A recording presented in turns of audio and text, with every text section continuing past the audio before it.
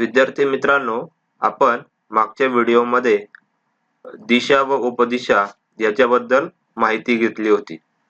या ठिकाणी आपण दिशा चक्र काढून त्यामध्ये उपदिशा व दिशा यांचा फरक, त्याचप्रमाणे कोणत्या दिशेला कोणत्या वस्तू आहेत, कोणते चित्र आहेत हे आपण पाहिलं होतं.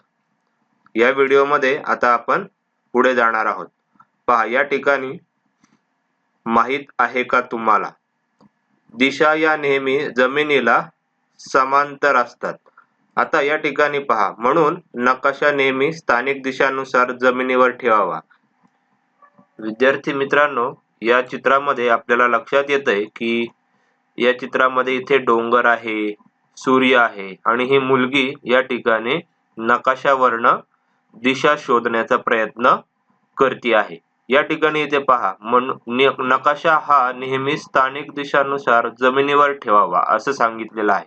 नंतर त्याचं वाचन केलं तरच ते अचूक होऊ शकतं, म्हणजे त्याच्यात चुका होणार नाहीत. मग त्या कशा बरं? हे समांतर म्हणजे काय, किंवा या स्थानिक दिशानुसार कसं ठेवायचं?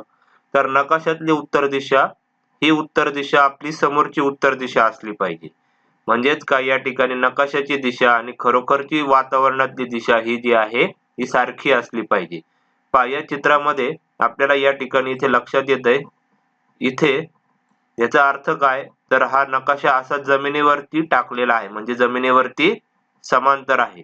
या नकाशाच्या वरती वरची बाजू ही कोणती असते, तर ही नेहमी उत्तर असते. मग आपल्याला दिशा चक्र माहिती आहे, या एका उत्तरवरनं आपण सर्व दिशा शोधू शकतो. उत्तरच्या खाली दक्षिण, उजवीकडे पूर्व आणि इकडे पश्चिम. मग त्याच पद्धतीने हा नकाशा या ठिकाणी ठेवण्यात आलेला आहे. या ठिकाणून सूर्य उगवतोय, ही जी सूर्य उगवण्याची दिशा आहे, म्हणजे ही इकडची दिशा ही पूर्व दिशा आणि ही दिशा उत्तर दिशा. म्हणजेच काय, थोडक्यात हा नकाशा जमिनीला समांतर आहे आणि जेणेकरून नकाशाचं वाचन जे आहे ते योग्य पद्धतीने आपल्याला करता येईल. त्यासाठी नकाशा नेहमी जमिनीला कसा ठेवला पाहिजे, तर समांतर ठेवला पाहिजे व त्याच पद्धतीने आपण त्याचं वाचन हे केलं पाहिजे. आणि नकाशाची दिशा ही कायम स्थानिक दिशांनुसार, म्हणजे त्या तिथल्या स्थानांच्या दिशानुसार ठरवली पाहिजे.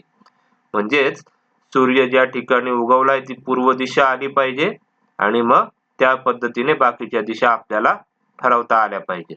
आलं लक्षात? अशा पद्धतीने आपण या ज्या दिशा आहेत या नकाशांवरती ओळखू शकतो. विद्यार्थी मित्रांनो, हे आपल्या समोर महाराष्ट्र राज्याचा नकाशा आपल्याला दिसत आहे.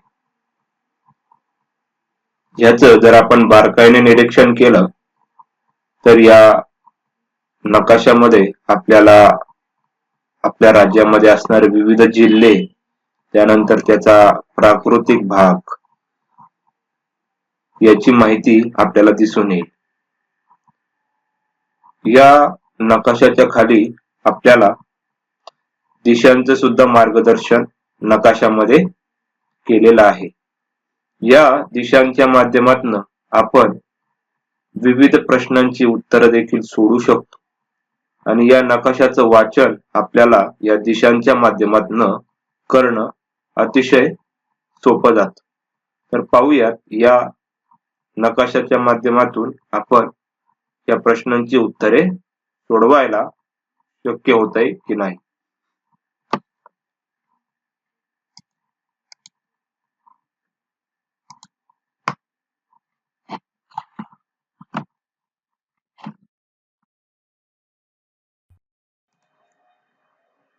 विद्यार्थी मित्रांनो, या ठिकाणी या नकाशामध्ये आपल्याला काही प्रश्न दिलेले आहेत.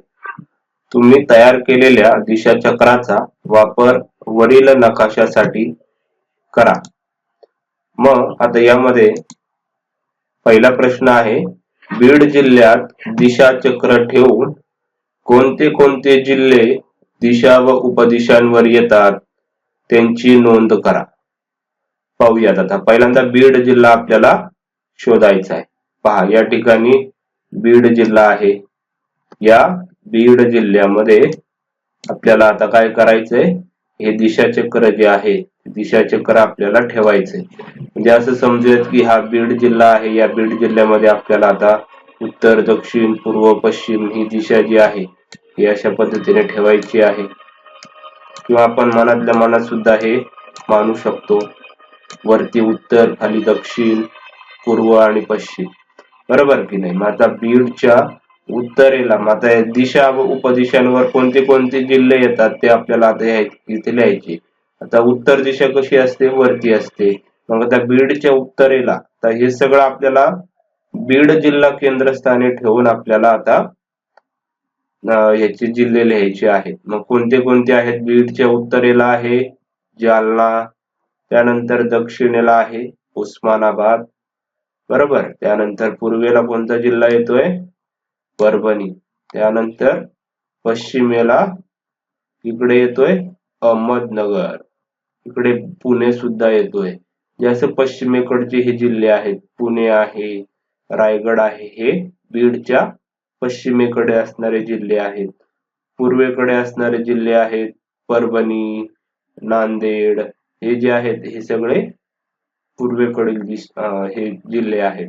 तर अशा पद्धतीने आपण बीड जिल्ह्यात मुख्य दिशांवरचे जे काही जिल्हे आहेत ते आपण सांगितले. आता आपल्याला उपदिशांवरती असणारे जिल्हे सांगायचे. आता उपदिशा आपल्याला माहित झालेल्या आहेत, उत्तर आणि पश्चिमेच्या मध्ये वायव्य, बरोबर की नाही. हे या पद्धतीने या ठिकाणी आपल्याला आता आपल्याला उपदिशांना असणारे जे जिल्हे आहेत ते आता आपण पाहूयात.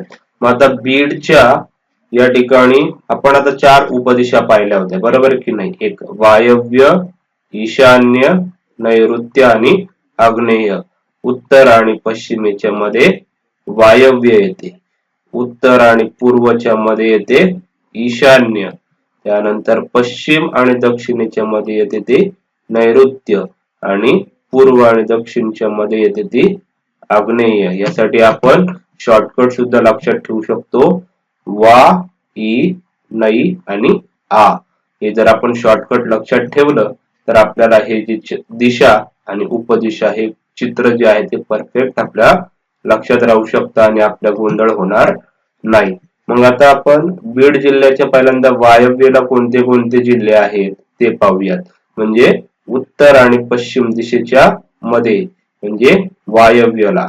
वायव्यला या ठिकाणी कोणते कोणते जिल्हे दिसत आहेत बरं, तर नाशिक जिल्हा आहे, बरोबर की नाही. त्यानंतर इकडे आता आपण ईशान्येला पाहूया, म्हणजे उत्तर आणि पूर्वच्या मध्ये.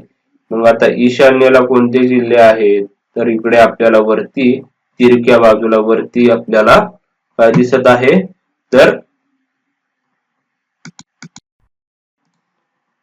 आता आपल्याला या ठिकाणी ईशान्येचे जिल्हे जे आहेत ते आपल्याला आता लिहायचे आहेत. तर पाहूयात आपण बीड जिल्ह्याच्या ईशान्य बाजूला कोणते कोणते जिल्हे आहेत. म्हणजेच उत्तर आणि पूर्व दिशेच्या मध्ये या ठिकाणी तिरक्या बाजूला आपण जर पाहिलं तर आपल्याला वाशिम जिल्हा दिसतोय, त्याच्यानंतर अजून वरती अमरावती जिल्हा आहे, बरोबर की नाही.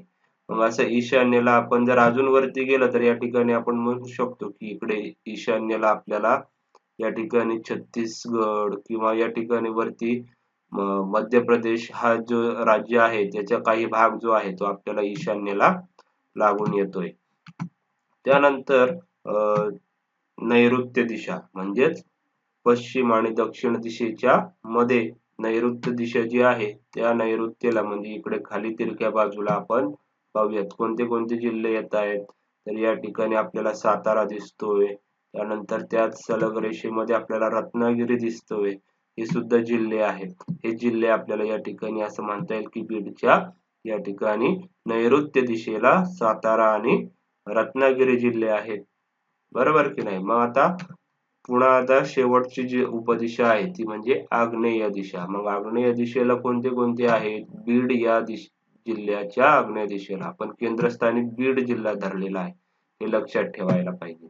बीडच्या या ठिकाणी आग्नेय दिशेला पूर्व आणि दक्षिण दिशेच्या मध्ये तिरक्या बाजूला लातूर जिल्हा आपल्याला पाहायला मिळतोय. बरोबर, लातूर जिल्हा आपल्याला या ठिकाणी पाहायला मिळतोय. म्हणजेच आपण बीड जिल्ह्यात या ठिकाणी उपदिशा व दिशा या जर आपण लक्षात घेतल्या आणि जे कोणते कोणते जिल्हे दिशा व उपदिशांवर येतात याची आपण नोंद या ठिकाणी केलेली आहे. आपल्याला सुद्धा काय करायचंय, असं दिशाचक्र असं प्रत्येक जिल्ह्यावर ठेवायचंय. कमीत कमी आपण 10 जिल्हे असे घ्यायचे, त्या 10 जिल्ह्यांचे केंद्रस्थानी आपल्याला दिशाचक्र ठेवायचे आणि कोणते कोणते जिल्हा दिशा व उपदिशांवर कोणते कोणते जिल्हे येतात हे आपल्याला वहीमध्ये लिहायचंय आणि ते आपल्याला व्हॉट्सअप ग्रुपला पाठवायचं आहे.